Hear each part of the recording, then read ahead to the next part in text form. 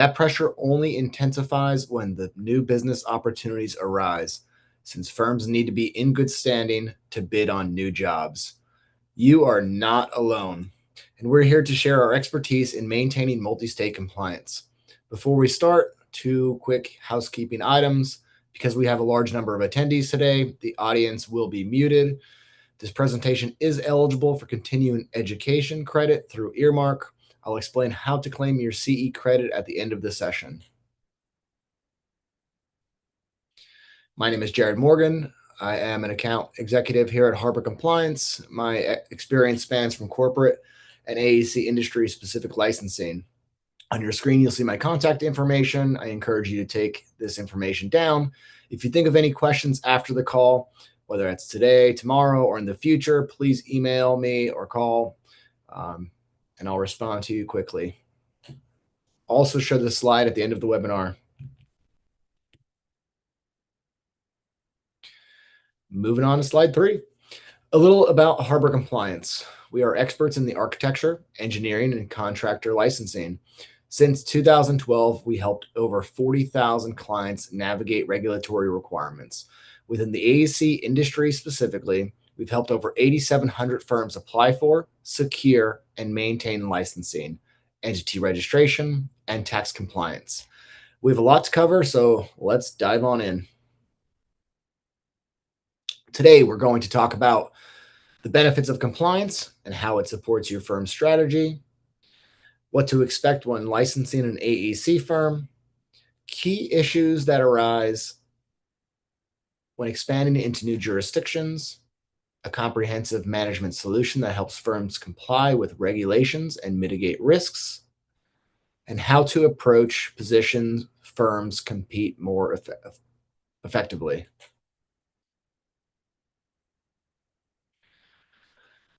We all know that licensing is required by the law. That is obvious, but have you considered the ways in which a well-run licensing and business compliance function can be an asset for your firm?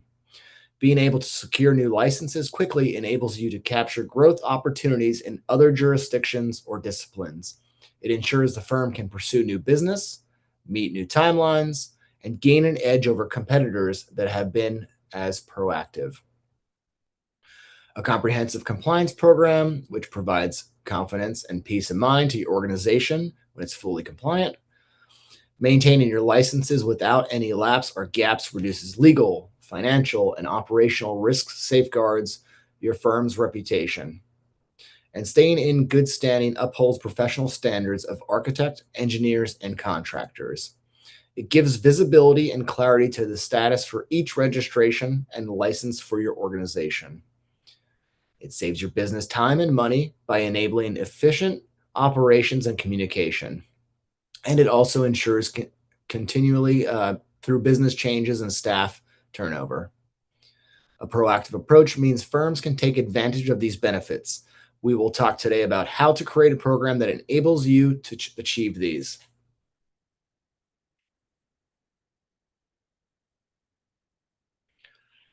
These are 5 licensing challenges AEC firms face, which we'll cover in depth in the coming slides. Beginning with navigating the complex licensing requirements to secure professional licenses for both the individual professional and the firm.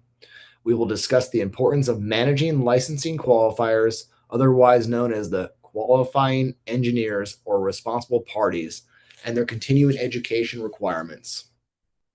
Then we'll discuss how licensing becomes more complex as you expand into new states. There are considerations around the business entity's name, structure, and ownership which are closely intertwined with the licensing requirements, particularly with the qualifying engineer in the new state. We will also discuss the requirements for licensing renewals, including the need to maintain good standing and how to abreast of regulatory changes. This is a high-level view of the first challenge we'll cover, which is managing the process of applying for professional licensure for the first time in a new industry. There are, in fact, over 800 state and local licensing requirements across the U.S. firms. Firms need a system to research and fully understand the varying requirements for each license type in each state and local jurisdiction. Each may have business and licensing regulations with certain prerequisites involving firm licenses, individual qualifiers, licenses, and entity registration. It's important to understand the order in which these license applications and supporting documents must be submitted. This is the perfect time to mention that our brand new Compliance Navigator AI tool, which you'll get a chance to test out today. I'm not going to get too far ahead of myself here, but it completely reinvents the old school process of manually searching state regulations. We'll talk more later on that.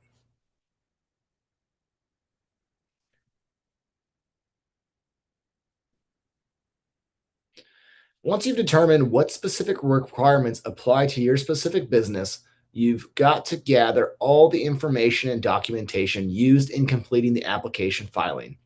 That includes keeping up with continuing education, surety bonds, and insurance requirements and financial statements. As you can see on the right, the list of potential requirements is long and varied. Licensing authorities commonly require proof of Secretary of State and even Department of Revenue good standing during the initial and renewal application process. Many licensing jurisdictions stipulate that the business maintains internal records and follows certain governance or ownership requirements. These may or may not be reported on a licensing application, but most licensing agencies have the authority to enforce and penalize governance violations.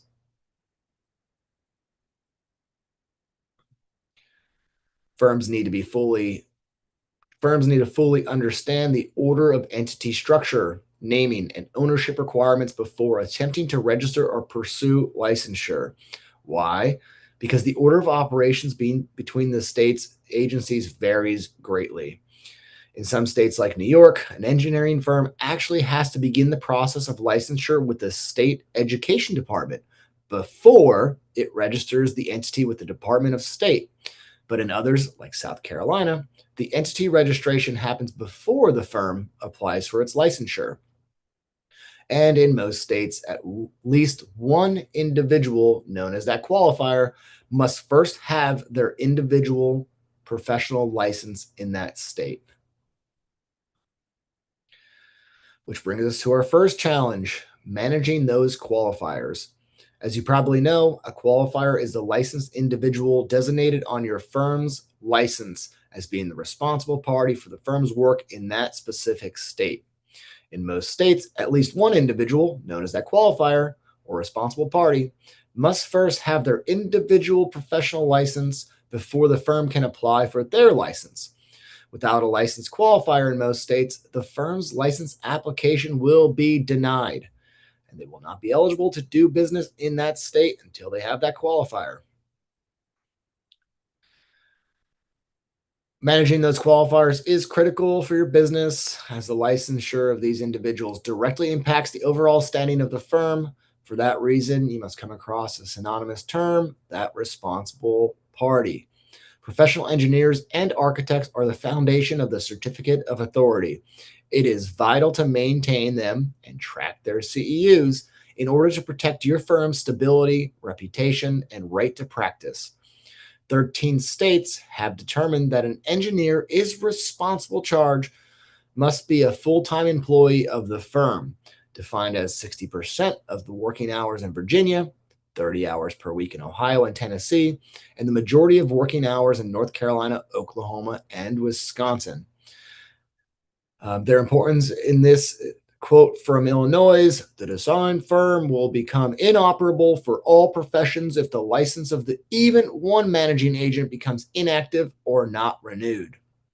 Since nearly every licensing board asks about legal action occurring in other states, the damage can spread across all of your business and range from financial to reputational and everything in between.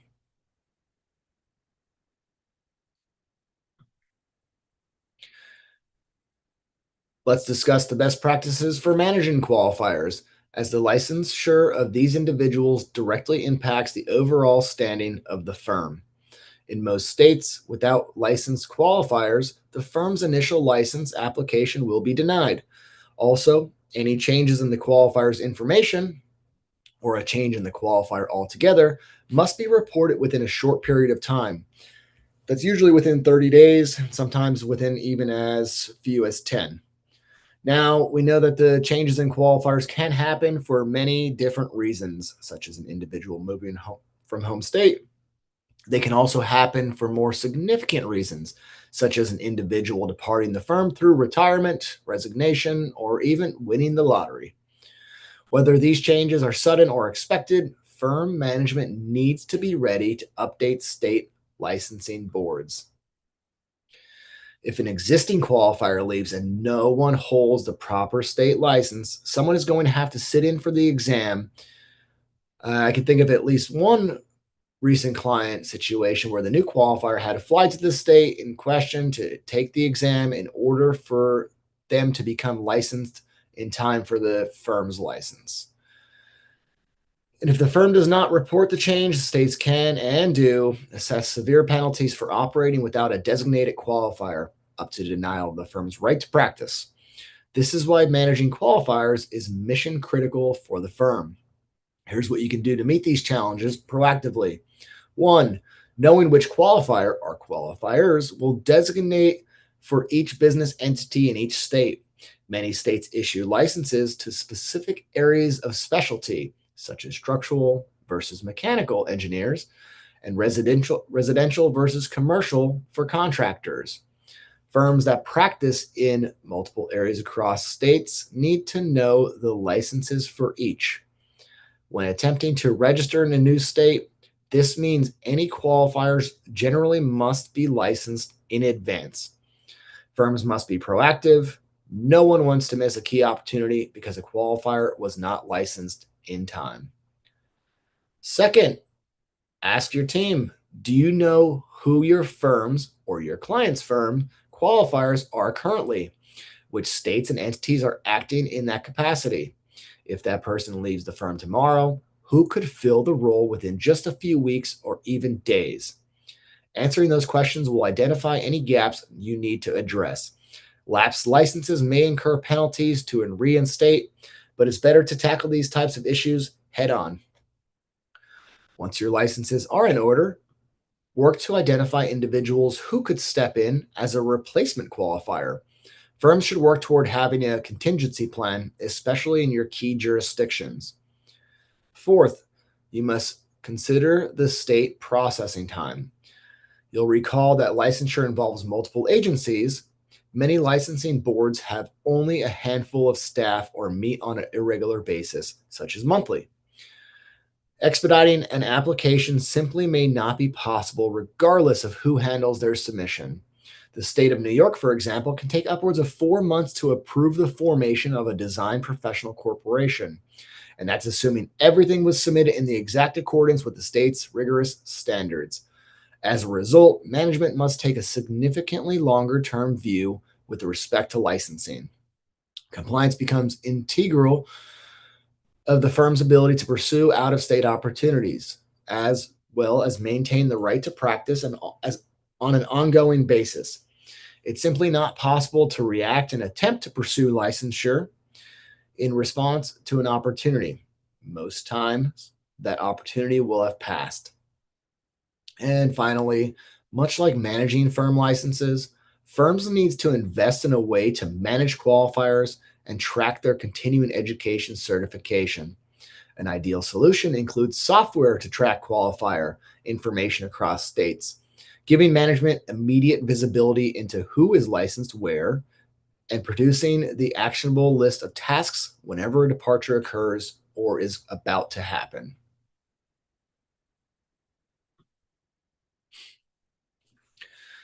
Another challenge is when firms want to expand into other states and require to register to do business in a state via foreign qualification. Today, many businesses are seeing the need to foreign qualify in one or more states. A highly relevant example that becomes more prevalent during the pandemic is needing to foreign qualify due to a remote work arrangement where an existing employee is now working from home outside the company's domicile or physical office. There are plenty of other reasons why business would need to expand, whether it's planning to submit proposals, opening a branch office, or simply having regular commercial activity or a physical presence of some kind. If you do want to look up a specific transaction in any state, I encourage you to use the link on your screen to check out the Foreign Qualification Ultimate Guide. To foreign qualify in a new state, the business is faced with the prospect of ensuring its name is available for use, identifying a reliable registered agent in that state, and filing the appropriate forms with all of the business state agencies, Secretary of State, Department of Revenue, and licensing boards, all before beginning to transact business. I'm going to drop a poll here in the chat.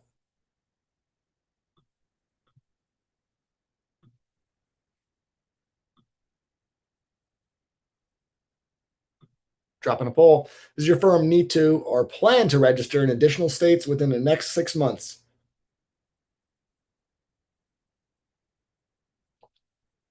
Awesome. I'm seeing a lot of answers coming in quickly that you are expanding. Congratulations.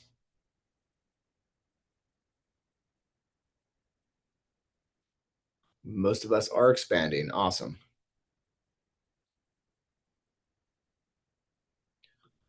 Let's go on. Expanding into new states. There are variations to each state's requirements to register for foreign qualification. So it is important to research each state's requirements and understand the process and the order of operations between state agencies when registering the business in another state. Overall, most states require the qualifier to have their individual license first and proof that the firm is in good standing in its current domicile state. It must identify a reliable registered agent in that state and file the appropriate forms, all before beginning to transact business. To submit the certificate of authority application, proof of good standing by the firm in their current domestic state is often required, and the COA approval is usually required for the licensing application to be reviewed and approved. Preparing the licensing application involves confirming availability and clearance of the legal name. For example, for ABC Engineering, it may require a letter from the licensing board showing that the word engineering can be used in that name. There are multiple agencies involved in the foreign qualification application and licensing processes. Typically, the licensing agency, such as the Board of Engineering or Architecture, will provide more specific information for firms than the Secretary of State will, especially regarding ownership structure and naming requirements. Multiple calls to each agency to verify information may be required, and this can create some logistical difficulty. Between identifying the need to register and the time it takes the state to approve that application, if you are not careful, there can be penalties for late registration, as well as potential delays in starting business transactions in the new state. You can see why dedicated research and preparation are needed before entering any new state. Failure to do so will result in rejected licenses and business entity registrations, costly amendment fees, and delays in the ability to start working in that new state. Now, imagine going through the process across several states, and you can see the intricacy of multi state registrations and what it can be like. Businesses should examine their current and planned activities out of state, assess whether their foreign qualification and additional registrations apply, and then work to secure those.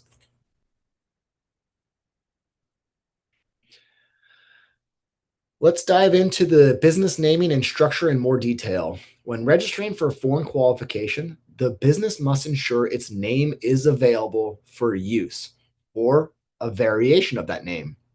You're probably familiar with the certain professional entity types, which allow a given company to practice in a regulated profession. Examples will include a professional corporation, professional association, or PLLC, professional limited liability company. Professional entities are registered and named at that state level, and the requirements also differ from state to state. Take, for example, South Carolina Engineering Firm. In South Carolina, there is no professional limited liability company entity type. Thus, the engineering firm is organized as a traditional LLC. However, if that firm wishes to operate and obtain licensure in North Carolina, a traditional LLC will not be approved by the Secretary of State or licensing board because in North Carolina, they will require that professional limited liability company or the abbreviation PLLC must be included in the name.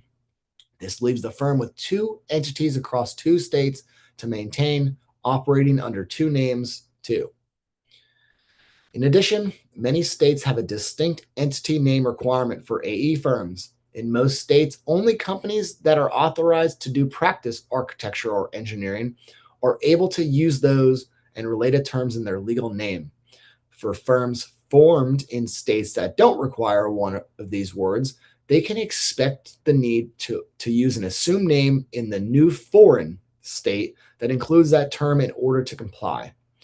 And for forced assumed names, they must be used in state on everything from tax accounts, firm licenses, and even contracts and invoices. For example, in Idaho and Alabama, the firm must have an engineer on staff and in good standing before they can use the word engineer in their name. And in a different twist on this requirement, we had a client who wasn't an engineering firm, but wanted to use engineering in their name, and it was denied by the state. Another naming challenge for the business may come into play during a rebranding initiative, too. The same process of checking availability applies before the new name can be recorded and used. And if the business registers in multiple states, this is a state by state exercise.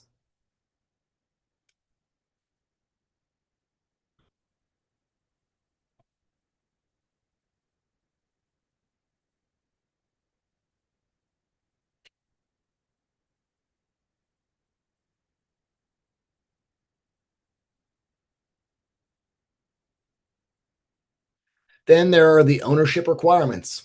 States want the principals of AEC firms operating in their states to be licensed, hence qualified to run the practice.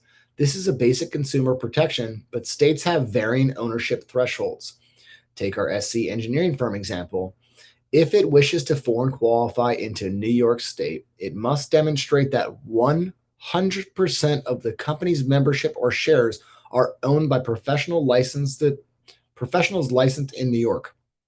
For many firms, that is just not possible. Either select individuals aren't specifically licensed in New York, or they are not engineers at all because their home state doesn't mandate it. The only other option then for our SC firms is to consider an entity called the Design Professional Corporation. For that entity, New York State sets the bar at 75.01% of the owners needed to be licensed, along with a host of other considerations. Firms may quickly discover that they need several entities, each with different ownership structures to comply in each state where they operate. How to name and structure ownerships of new entity that take time and sometimes major consideration by management, and is essential to understanding the process and getting the firm properly registered. While these requirements and hurdles have always existed, many AEC firms are facing broader exposure in the rush to bid on new projects from the recent infrastructure bill and rebounding construction markets. It's imperative to be ready and clear regulatory hurdles in each state in order to win. As a result, management must take a significantly longer term view with respect to licensing. I also do want to point out that firms should consult with their legal, tax, and accounting professionals. These parties are there to advise the business on their specific requirements, as well as any tax or legal liability.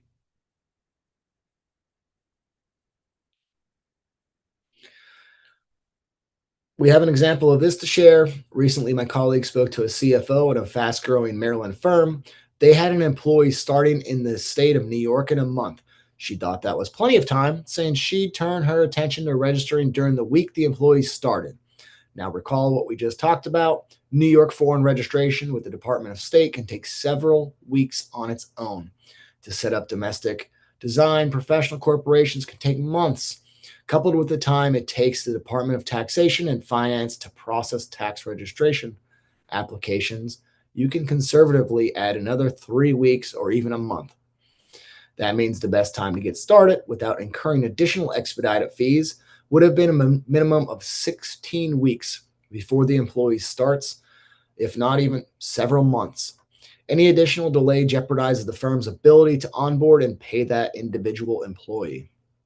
Firms everywhere are running into that exact same issue, setting up in each state, from determining whether or not the entity has nexus and even needs to register, to the process of filing and securing the various registrations and accounts across agencies. It takes time. With out of state registration, it's not practical to wait until you have an employee ready to start, and it's not efficient to repeat the scramble in every new state you go into.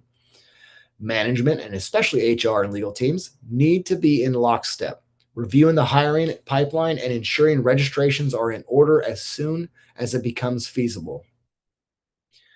As a result, just like the process of registering the entity, it's important to examine your firm's unique tax requirements upfront, understand the order of operations, and work proactively to secure the necessary accounts.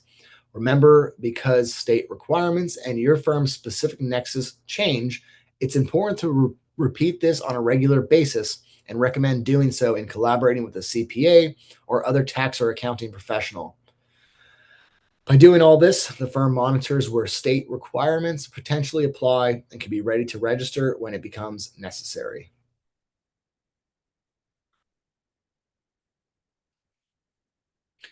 This is just a summary of our best practices for researching, planning, and applying for expanding into new states and doing foreign qualification. A holistic approach is needed, which involves the conduct comprehensive research in states before attempting to file anything at all. Second is understanding the order of operations, register the entity, obtain the licenses, consulting with legal, tax, and accounting professionals. Fourth, have an internal discussion and make decisions about entity name, structure, and ownership may need to take place first. Fifth, identify qualifiers or those responsible parties. Sixth, beware of logistical difficulties that can result in delays and thus penalties.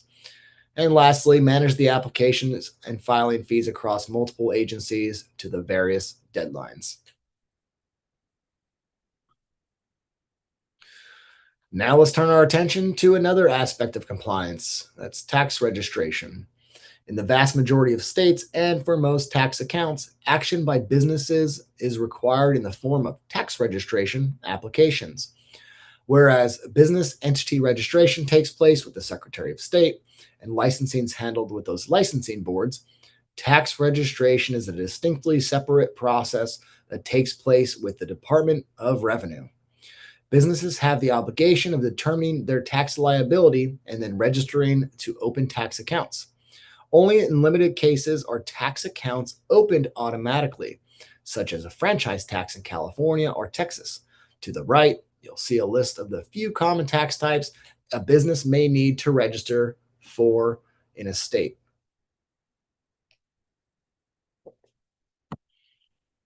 There may be multiple agencies involved in tax registrations.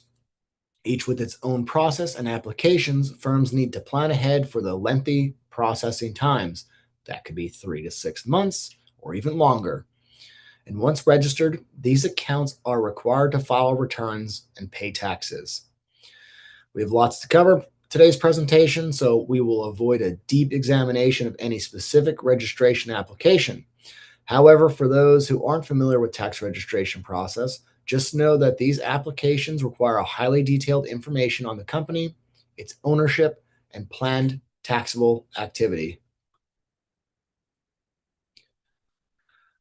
And all that entity registration maintenance is just the appetizer. That all has to be done before getting started on the license management.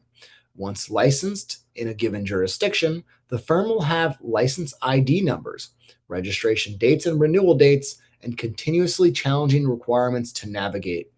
With over 1,500 AEC filings, keeping up with changes and requirements can be a time consuming. And as the firm grows and becomes licensed in other states and jurisdictions or specialties, the complexity then increases. Along with the license application itself, there's other documentation needed, like keeping up with the continuing education, surety bonds, and insurance requirements, and financial statements. Many of these were required with the initial license application, and they need to be maintained and reported to the licensing agencies. Licensing renewal applications usually require proof of good standing from the Secretary of State, too. Renewing licenses on time can take more effort than you expect, as many agencies require maintenance filings anytime there's a change to the company name, ownership, contact information, or operating activity. As mentioned earlier, many licensing jurisdictions stipulate that business maintains internal records and follows certain governance or ownership requirements. These may or may not be reported on a license renewal application, but most licensing agencies have the authority to enforce and penalize governance violations. Many firms expect their individual engineers to manage their own continuing education and licensing renewals. The firm loses a key level of oversight and faces increased risk by keeping individual license management at arm's length. As we'll touch on later, even a single lapsed individual license from a qualifier engineer can have major consequences. So, whether or not a firm has administrative capability to directly handle individual license renewals, it should invest in a solution that, at minimum, gives management direct insight into the status of practitioners in any state at any time. Relying on spreadsheets and other legacy systems with manual reminders runs your risk of critical lapse, leading to direct financial penalties, but more importantly, a gap in the ability to operate and secure new business. You need to develop a system to manage all the aspects and maintain renewing multiple licenses. As your firm grows, operates across more states, one of the biggest challenges becomes keeping up with the changing regulatory requirements. Across the country, there are more than 800 AEC license types, over 1,500 different licensing filings, and thousands of filing authorities at the state and local level. On top of that, every state has its own continuing education and professional development rules. The key isn't just knowing today's requirements, it's staying current as those requirements evolve. Best practice is to review your requirements at least once a year and build any changes directly into your licensing and record keeping process. That way, the new rules don't become last minute surprises. It's also important to allow enough time to complete new applications or filings when requirements change. When firms plan ahead, they protect their ability to operate, avoid unnecessary disruption, and stay in good standing whenever they do business.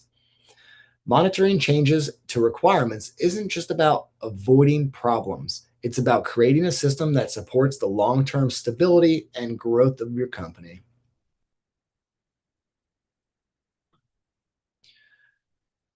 Securing new licenses. This is to review Secretary of State requirements alongside state licensing board requirements before beginning any filings.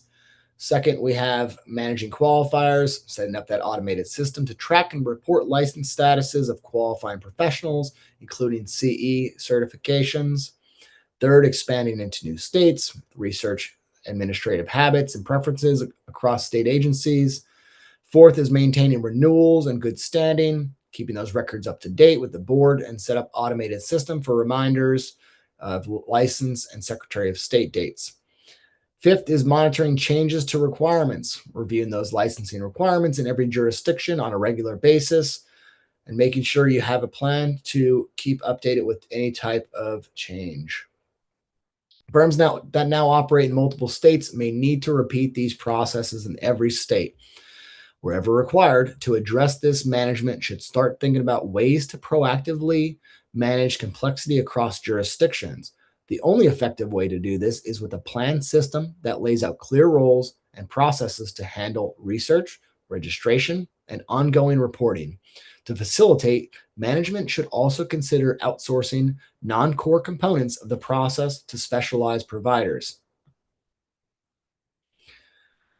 Relying on spreadsheets and other legacy systems with manual reminders runs the risk of critical lapse, leading to direct financial penalties, but more importantly, a gap in the ability to operate and secure new business. Firms need to consider their business compliance and professional licensing management as a system to reduce the risk of items slipping through the cracks and firms falling out of good standing.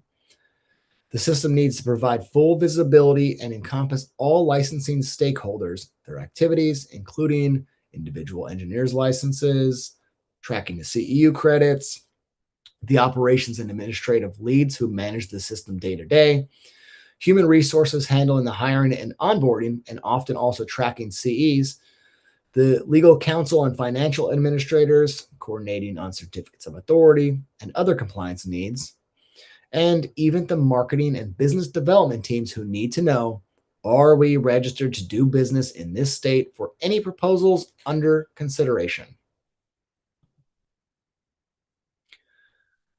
I'm going to drop another poll here.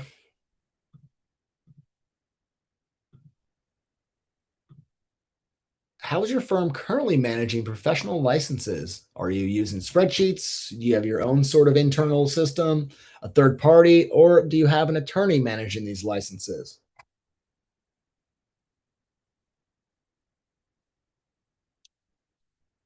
I'm seeing mixed answers right away. Spreadsheet, third party, their own internal system. I'm seeing all besides an attorney on this call. I usually see one of each.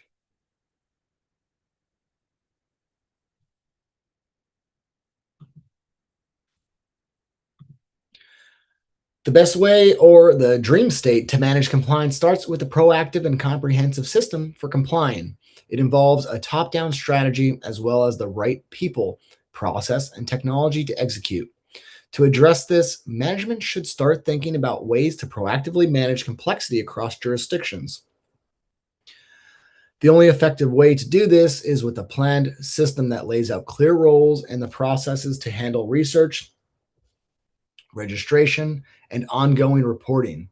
To facilitate, management should also consider outsourcing those non core components of the process to specialized providers like Harbor Compliance. On your screen are components of what a system might include, which we'll dive into here in the last segment.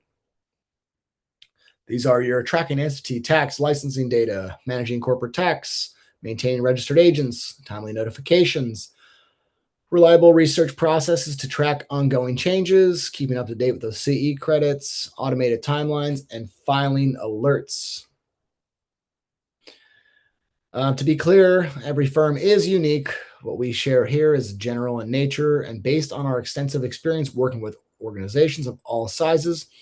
But we encourage you to take these ideas back to your management teams and legal counsel in order to share your overall compliance program and see what works best for you. Many of you may be concerned about the complexity of managing licenses and business entity requirements and the ongoing drain of staff time. Compliance registration renewals are key areas that can be handled with trained internal staff or outsourced. For example, to service provider, Harbor Compliance offers a white glove experience. We will file on your behalf and maintain registrations and licenses for you. Remember, everyone plays a part, internally and externally, starting with management. The key to proactive is to review all of your roles and processes regularly. We've talked through the various complexities involved in managing business compliance in the modern era, and we've discussed the importance of a robust compliance program that encompasses internal processes and which ties into organizational growth strategy. Use the information you've learned here and communicate with your management team. Take some time to self-assess, especially if you've been employing or hiring, selling, operating in multiple states. Gaps may emerge that simply can't be met using existing processes and resources. As business evolves faster and faster, it increases important Increasingly important to be aligned with a vendor who can support your ever changing needs across multiple enterprises. Now that we've talked about how complex licensing requirements can be, let's look at how firms can solve these challenges in practice. On the left, you'll see the core issues. Research license requirements across US states. There are over 800 license requirements and more than 1,500 different filings. These vary by state and can differ by license type. Traditionally, this means hours and hours of manual research, calling agencies, and trying to interpret state websites that weren't designed for multi state firms.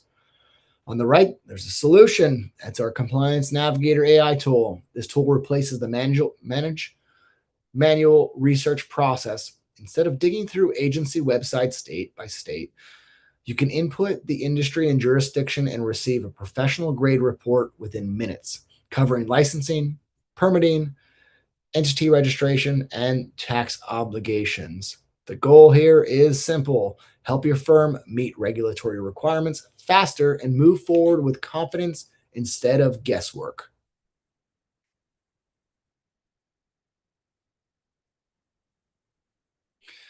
Once you understand the requirements, next step is going to be execution. That means preparing and filing applications, understanding those prerequisites.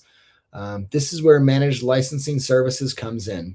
Instead of handling each step manually, firms can simply simplify the entire process of researching, applying, managing, and renewing their licenses through a centralized solution. Alongside that, having a nationwide registered agent is also critical. States require firms to maintain a registered agent to receive legal and regulatory documents. This ensures nothing is missed and supports your ability to stay in good standing wherever you operate. Together, managed licensing and registered agent services creates a strong foundation for meeting regulatory requirements in every state. Next is one of those most sensitive parts of maintaining good standing. That's managing those qualifiers. Every firm needs to designate those specific licensed individuals. First step is knowing who those people are and where those gaps exist. From there, the firm should consider whether specialty trade qualifiers are required and ensure qualifier information is always current with the licensing boards. It's important to plan for the unexpected. This is creating a contingency plan, identifying replacement qualifiers ahead of time, so you are not scrambling if someone leaves or becomes unavailable. Lastly, firms need to have a system that's going to track your statuses, continuing education, and trigger immediate tasks when a qualifier departs the company. Without that visibility, it's easy for a single lapse to affect the firm's ability to operate in all of your states. When firms expand into new states, the number of regulatory requirements increases quickly. There are five major components to this challenge. First, you have business expansion itself, which adds administrative complexity across multiple agencies. Second, you have entity structure and naming requirements that vary by state. Third, business ownership rules may require restructuring or even forming a new entity in certain jurisdictions. Fourth, tax registrations must be completed separately and often involve multiple departments with long processing times. Finally, successful expansion requires a holistic approach, coordinating licensing, entity registration, tax accounts, and internal decision making. Treating any one of these steps in isolation increases the risk of delays, penalties, and missed opportunities. Once licenses are secured, the work does not stop. Each renewal cycle requires firms to research updated requirements, prepare documentation, and submit filings again. This can include changes to formation documents, financial statements, proof of firm and qualifying licenses, continuing education, surety bonds, insurance certificates, and good standing certificates. Renewals are especially sensitive because requirements can change year to year. What worked last year's cycle may no longer be accepted this year. That's why renewal management should be treated at an ongoing basis, not a once a year scramble. Firms that rely on a manual tracking or spreadsheets often find out too late that something was missed, which can impact their ability to operate. The final challenge is keeping up with the regulatory changes. License requirements aren't static, they evolve constantly across states, professions, and agencies. Firms need to track changes to entity data, licensing data, tax data, and corporate records all at once. This requires a system that doesn't just store information, but actively monitors and updates it. When a rule changes, the change has to be reflected in how your firm manages its licenses and filings. With a centralized source of truth, firms can adapt proactively, protect their good standing, and avoid surprises that disrupt operations. We do have a single source solution for all AEC companies. Harbor Compliance is that one stop solution for many of your challenges you've heard in today's presentation. We've taken these strategies and defined what constitutes an ideal system and built a suite of services and software around that. We've built cloud based compliance software and continuously maintain a database of nationwide requirements. It keeps everyone within your organization up to date on your registration status in every state. It provides a secure, efficient, and effective way for your organization to maintain access essential compliance information. Of course, organizations that register in multi states have multiple entities, they'll gain additional value. Access to our software is available as part of our managed services or a standalone as a SaaS. There are five purpose-built modules. We have license entity, tax and records manager, plus requirements research engine. So when we talk about the need for a single place to manage all registration data, records, reporting deadlines, our software modules do just that. They provide your organization with valuable reporting insights needed to easily assess where your business is registered. We also provide support with registered agent, annual reporting, managed licenses, Secretary of State registrations, tax registrations, managing DBAs, and many other corporate life cycle filings as needed. We offer managed services by AEC compliance experts at the level of support you desire, from onboarding support to fully managed services. In closing, Harbor Compliance offers software and managed licenses, business lifestyle, and tax registration services across the U.S. We are also a nationwide provider of registered agent services with local offices in all 50 states, DC, and Puerto Rico. We offer support on a comprehensive basis as you require. Whether your firm needs assistance managing licenses to book new business or to register or maintain entities, open tax accounts, or apply for business licenses, our dedicated account services teams will support you. At this point, we want to thank you for joining us today. We do offer a free Compliance Navigator AI research report here at the bottom. We do have time. I'll stay on here for a few questions and answers. Um, Also, feel free to reach out to me directly with my contact information, which I will share again here.